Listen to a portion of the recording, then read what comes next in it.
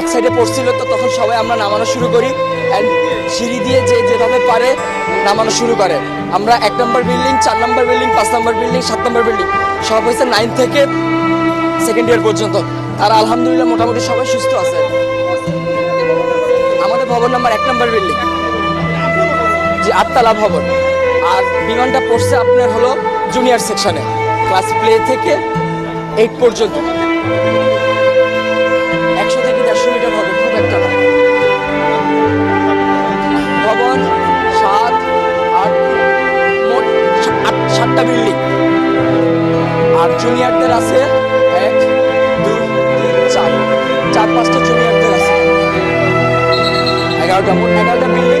তার মধ্যে 7টা বিল্ডিং হয়েছে সিনিয়রদের, 9 থেকে 12 পর্যন্ত। আর প্লে থেকে 8 পর্যন্ত